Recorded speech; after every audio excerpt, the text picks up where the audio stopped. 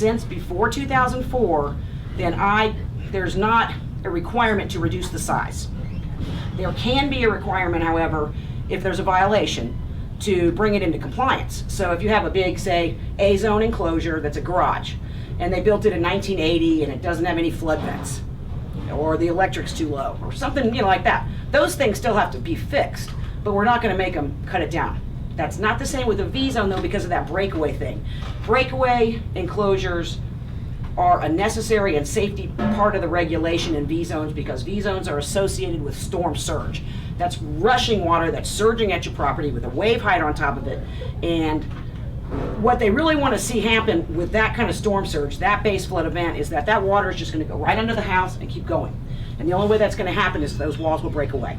If they don't, then that water's got to go somewhere, and it usually ends up damaging a column, going up into the house. It causes damage elsewhere. So because V-zone's associated with something that's more hazardous, we have to be a little bit more careful in just giving it a pass just because it's been there a while.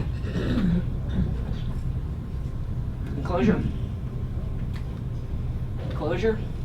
Okay. 3 times. Now, the other thing Lisa had asked me to mention, and this I'm just going to talk about briefly. I did bring some printouts of some links to FEMA.gov, the Florida Department of Emergency Management, our local flood plan page, and our website. But she had wanted me to talk about grants for raising homes. There are 3 types of federal grants that are available overall from FEMA that have to do with flood protection. One is called the HMGP, which is Hazard Mitigation Grant Program. That comes into play only after a federally declared disaster. After Hurricane George, there was a period of time afterwards when that type of grant was available, all right? So those we don't really worry about too much until, God forbid, we have a disaster. The next one is called PDM, which is Pre-Disaster Mitigation. That's just a generalized program. They have an open period where applications can be accepted. Usually, this year it was between March 15th and June 15th. And it's a complicated process because it can have to do with getting a grant that's funneled from the feds to the state, to the community, to the sub-applicant. The community can be the applicant. It could be for things like fixing storm drains, raising critical buildings and facilities above the base flood elevation, like hospitals or police stations, these kind of things. It can also be used for individuals to make an application to elevate their pre-1975 ground level home, but they're going to be basically competing for money with other people that are trying to do the same thing. So it's kind of complicated, and I'm not a grant writer. I don't know if there's going to be, before the next cycle happens, a grant writer available that's going to be able to help us with people that do want to try to do that voluntarily, just out of the blue. I don't like having my house on the ground, I want it up. But there is a program for that. The third program is called the Flood Mitigation Assistance. That is tied directly with properties that have had flood losses. The more flood losses you've had, and the more money that was spent on those flood losses, better increases the potential for the amount of money that they can get to elevate the home, as well as decreases the percentage that they're going to have to share in the payment. The last one, it was kind of interesting. This one I printed out. The Florida DEM, the state of Florida, publishes when the thing is advertised, because they're kind of the applicant that we have to go through after the homeowner goes through us to go through them. And FEMA will select eligible projects and sub-applications on a competitive basis in order of the agency's priorities. For 2016, the closing date of the application process was yesterday, but their first priority is projects that will mitigate flood damage for at least 50% of structures. Now that could mean elevating a whole neighborhood or one single house. With a severe repetitive loss. A severe repetitive loss basically means that property has had 2 separate flood claims where the total value of the cost of the claim is more than the market value of the structure, okay? And it basically goes from there. The second priority is you've had a couple of losses and it's about 25% of the value. The third priority is ones that have had a couple of losses but it wasn't that much. How much you get depends on how bad your flood losses were, okay? This generally applies, I would imagine, only to people that are ground level pre-firm houses. I don't think that it would apply to you know, it might apply if you were trying to elevate a stilt house that for some reason is now below base flood because of a change in flood zone. I think it's kind of a cost benefit thing. Where's FEMA going to save the most money, and how much are they willing to give? Because this is a grant program that's over the whole country, that's funneled through the states, and the states get a percentage, and then it goes down to the communities. So it's kind of competitive. And honestly, I've only ever heard of a couple down here. There's a fella in the lower Keys that was able to get one of these grants and go through the whole process and elevate his home. His name was Mark Finnegan. There was another guy that was applying for it and started the process in the upper Keys. I guess the cost benefit, his share, it was too much for him to handle. He ended up selling the property and the file got closed. So I'm not 100% on it. We have what's called a local mitigation strategy group that meets to discuss these applications if one were to be submitted. That group consists of, his name is Jeff Manning, who took Jose Tizanos' position in Department of Emergency Management. He's the kind of the head of the local mitigation strategy group. I'm a member, Jennifer's also a member, Scott Frazier from Key West, Isla Mirada has members, Key Colony has members, City of Layton has members. Everybody is involved. I believe that Keys Energy and Florida Keys Electric Co-op are probably supposed to be members too. When that group meets, if somebody has an application, they score it, basically. That's my understanding. So there's no applications coming in right now because the application period's closed. Because of that, my handout here is outdated because the thing just closed, but it does have some interesting information. You guys can read about it.